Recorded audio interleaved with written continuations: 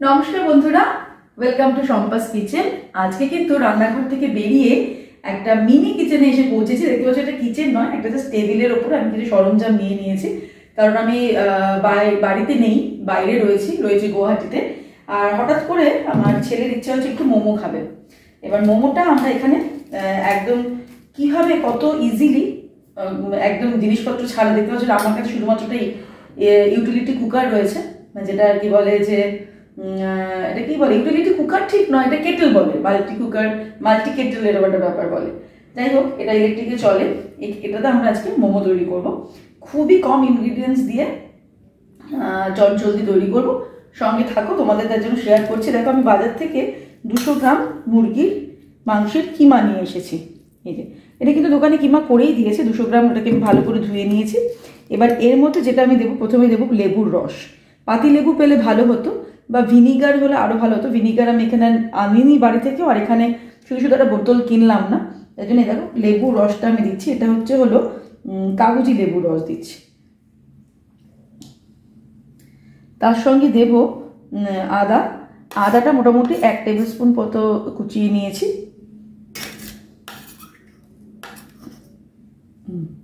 রসুনটা কিন্তু বেশি পরিমাণে দেব, প্রায় 2 টেবিল স্পুন রসুন দেব, সবটাই কুচানো। আর এখানে পেঁয়াজ দেবো হলো 200 গ্রাম। মাংসের কিমাও 200 গ্রাম নিয়েছি আমি। 200 গ্রাম পেঁয়াজ কিন্তু একদম পুরো ফাইন চপ করে কেটে নিয়েছি। আদা রসুন পেঁয়াজ দেওয়ার পর আমাদের যেটা দিতে হবে নুনটা দেখো আমি বাড়ি থেকে তো কৌটোটা নিয়ে এসেছি, মোটামুটি 1 টিস্পুন নুন দিচ্ছি, আইডিয়া করে দিলাম। আর যেটা দেবো গোলমরিচের গুঁড়ো, গোলমরিচটাও আমরা মোটামুটি 1/2 টিস্পুন গোলমরিচ দিলাম। এবারে দিতে হবে যেটা রিফাইন্ড অয়েল। বোতল কিনে নিয়ে এসেছি, কারণ এখানে তোমার সবটাই যেহেতু বাইরে, তো এটা আমি মোটামুটি দিয়ে দেবো প্রায় 50 গ্রামের কাছাকাছি। 50 গ্রাম না হলেও 40 গ্রাম মতো তো দিতেই হবে। তেলটা কিন্তু বেশি করে দিতে হবে।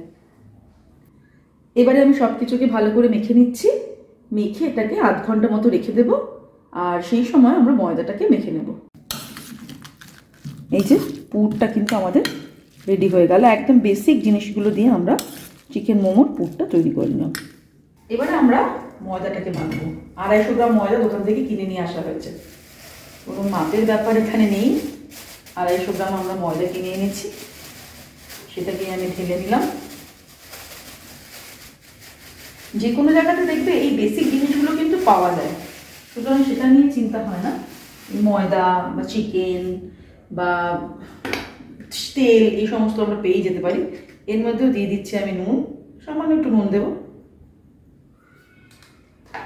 আর দিয়ে দেবো তেল, একটু তেলও দিয়ে দেবো, খুবই অল্প। এমনি সময় হলে যেমন আমরা একটু মাখার সময় ভিনিগার দিতে পারি, সেটার ক্ষেত্রে কিন্তু ভালো হয় মোমোতে, কিন্তু এখানে তো ভিনিগার আমার কাছে নেই। আমি যেটা বললাম, মানে ভিনিগারটা আমি কাছাকাছি দোকানে পাইনি।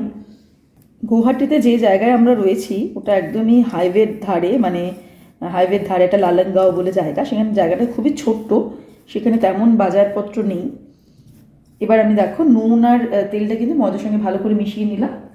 এবার আমরা জল দিয়ে এটা মেখে নেব, অল্প অল্প করে জল দিয়ে একটা সফট ডো তৈরি করব।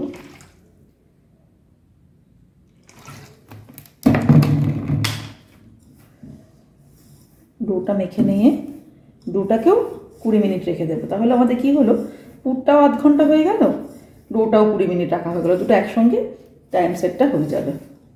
এই যে একটা সফট ডো আমি মেখে নিয়েছি। এবারে জাস্ট একটু তেল আমি মাখিয়ে রাখবো, হাতের পাতায় তেল নিয়ে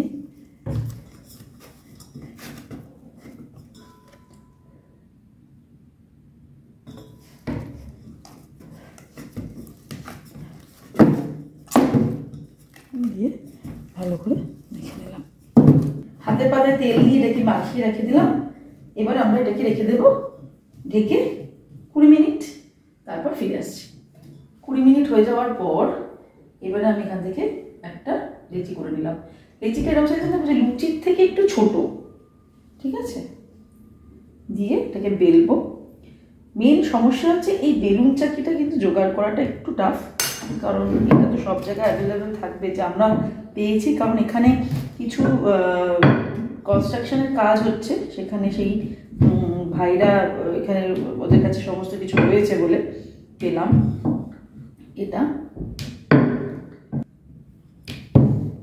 যখন আমরা বিভিন্ন কাজে বাইরে আসি, মানে নিজের বাড়ি থেকে দূরে, যেখানে বেশ কিছুদিন থাকতে হয়, আমরা যেমন এখানে গুয়াহাটিতে এসেছি প্রায় 7-8 দিনের জন্য, সেক্ষেত্রে কিন্তু একটু বাসনপত্র নিয়ে আসলে আমরা মানে ইজিলি নিজেরাই রান্না টান্না করে খেতে পারি। আর বাচ্চাদের জন্য সেটা খুবই হেলদি হয়। আর বাইরে যখন বাচ্চারা এই জাঙ্ক ফুড খাওয়ার জন্য বায়না করে, স্ট্রিট ফুড দেখে, তখন ওদেরকে একটু কিন্তু মানে রোজ না পসিবল হলেও অন্তত 1-2 দিন একটুখানি বানিয়ে দিতে হয়। আমরাও সেরকমই, তার জন্য এই প্রয়াসটা নিলাম আর ভাবলাম যে তোমাদের সাথে শেয়ার করি।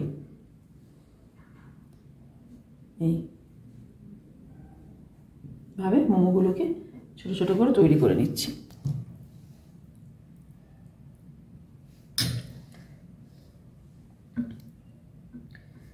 শাড়ির কুচি দেওয়ার মতো প্রথমে এগুলোকে জুড়ে নিচ্ছি।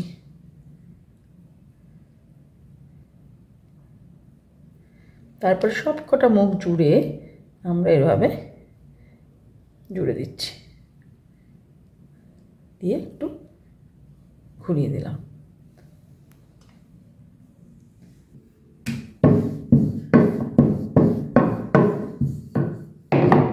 বেলে নেওয়ার পর এর মধ্যে আমরা 1 টেবিল স্পুন মতো পুর দিয়ে দেব। তারপরে এক পাশটা নিয়ে আমরা এইভাবে কুচির মতো দিয়ে নেব, দিয়ে এই পাশটা নিয়ে গিয়ে এইগুলোর সাথে আটকে দেব।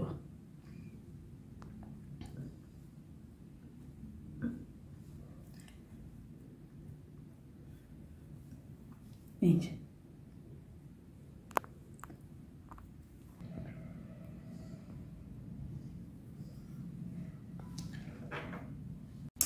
এবারে আমি এই মাল্টি কুকারটাকে নিয়ে নিয়েছি, তার মধ্যে কিন্তু কিছুটা পরিমাণে জল নিয়েছি, দিয়ে সবার প্রথমে যেটা করবো সুইচটাকে অন করে নেব। এখানে কিন্তু পাওয়ারটা ডিরেক্ট অপশন থাকে, আর এটা আমি ম্যাক্সিমামে দিয়ে নিয়েছি, ম্যাক্সিমাম। আর এই লাইটটা চলছে। এবার একটু গরম হতে থাক, ততক্ষণ আমি তোমাদেরকে দেখিয়ে দিচ্ছি মোমোটা কীভাবে করবো। এইটা হচ্ছে একটা স্টিমার, যেটা এই মাল্টি কুকারের সঙ্গেই কিন্তু আমি পেয়েছি যখন কিনেছি, এটা সঙ্গেই ছিল। এটা তো বসিয়ে দিলাম স্টিমারটা, কিন্তু এর উপরে একটু তেল দেবো। আমার কাছে তো এখন ব্রাশ নেই, হাতের মধ্যে একটুখানি তেল আমি নিয়ে নিলাম, নিয়ে এটার উপর আমি একটু মাখিয়ে নিচ্ছি। এইভাবে ভালো করে তেলটা মাখিয়ে নিলাম, দিয়ে মাখিয়ে দেবো। আর তৈরি করা মোমোগুলো এর মধ্যে একটু গ্যাপ গ্যাপ দিয়ে বসাতে হবে। আমাদের কি হবে, একসঙ্গে যে খুব বেশি পরিমাণে হবে তা নয়। 6টা মোমো আমরা বসিয়ে দিলাম, দিয়ে এবার এটাকে ঢাকা দিয়ে দেবো। মাঝে কুকারের কভার তো রয়েইছে, এটা দিয়ে ঢেকে দিয়ে স্টিমটা ওঠা শুরু করার পর থেকে আমরা মোটামুটি 12 থেকে 15 মিনিট এটাকে আমরা স্টিম করে নেব। ব্যাস 12 মিনিট হয়ে গেল, দেখতেই পাচ্ছ মোমো কিন্তু আমাদের রেডি। এবার এখান থেকে আমরা এটাকে তুলে নেব আর আরেক সেট আবার বসিয়ে দেবো। এইভাবে মোমোগুলোকে করে নিতে হবে।